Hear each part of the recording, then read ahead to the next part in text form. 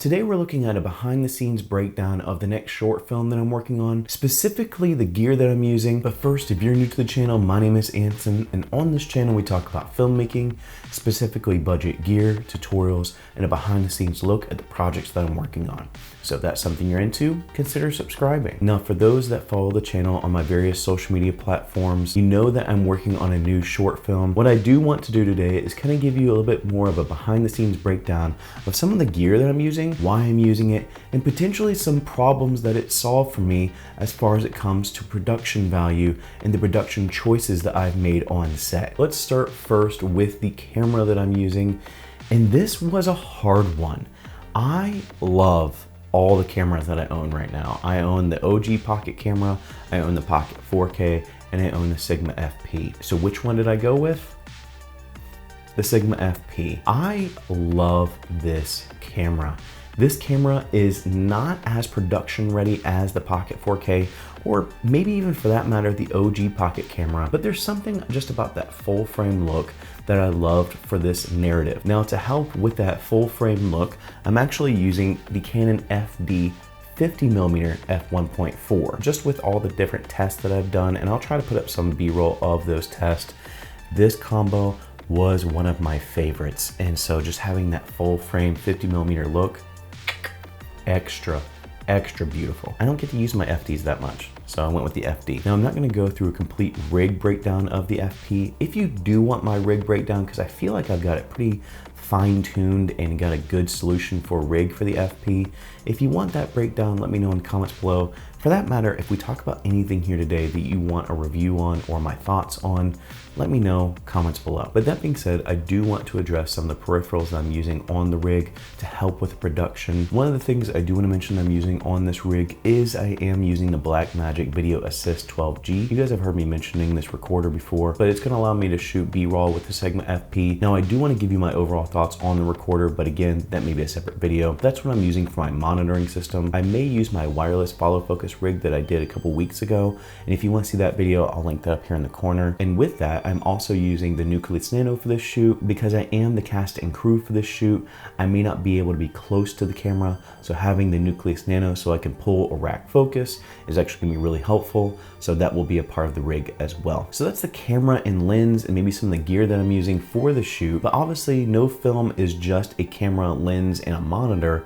So let's talk about something that's equally as important, maybe sometimes even more important, and let's talk about audio and lighting. So for the majority of the audio, I am going to be using the Rode NT-G4 Plus, and I'm going to be plugging that into a Tascam DR-10l. I don't have that here because I couldn't find it before the shoot, so you just get to see the Rode NT-G4 Plus. I may end up also combining that with a lavalier system, which I am currently using the Tascam DR-10l. This is actually what I've been using on all of my videos lately. Ever since I purchased this, I haven't really stopped using it for audio because it's just a really great lavalier system.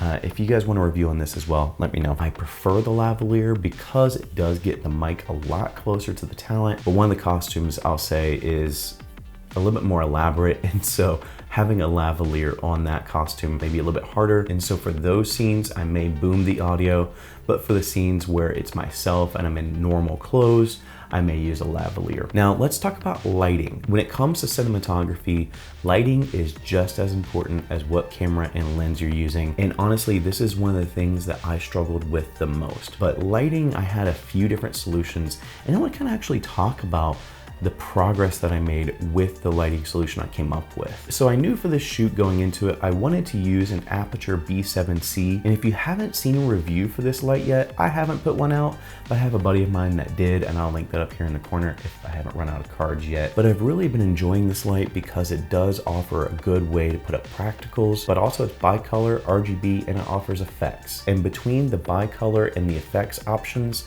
the reason I wanted to use this as my main source of light was because of its versatility. The scene does take place primarily in my kitchen, so that's why I can potentially use this as a key light, because it acts as an actual light in my kitchen, and so it's a little bit more natural. But the problem I ran into at first was, while this does offer some diffusion, it was just a harsh light on the talent. And so I actually moved away from the Aputure b7c temporarily and went over to the Godox SL150W Mark II with just a light dome. Now, the issues I ran into with the Godox was the fact that I was getting a nasty glare in my glasses. And if I got a glare from a practical, that's one thing, because that's a little bit more natural. But getting a glare from a light dome is a little bit more obvious that I don't know what I'm doing.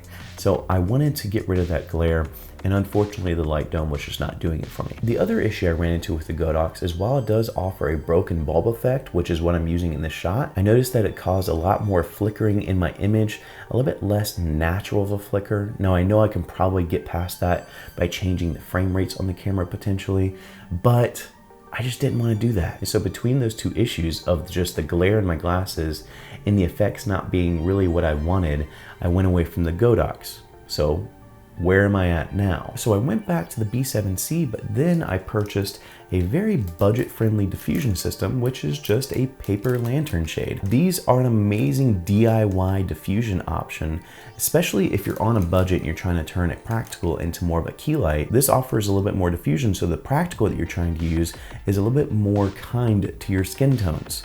And so this was like $10 for like 20 of these. And that got me to where I wanted the light to be as far as using this as a key light. And so now I have the effects that I wanted at the quality that I wanted, but I also have a good diffused light for my talent. One step further, I am still using the Godox.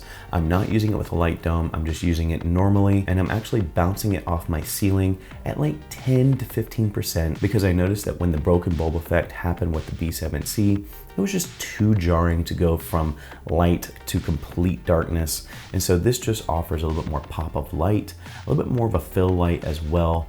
And so I do have the Godox SL150W Mark II on set, but again, it's just offering more of a fill light. The lighting has actually been the biggest struggle for me. That is something that I'm always challenging myself to do as a cinematographer, is get better at lighting, because cinematography is not just the camera that you use and the lens that you use, it's also the entire composition and lighting that you use as well, and how you compose all of that together. And so to grow as a cinematographer, it really was a good challenge.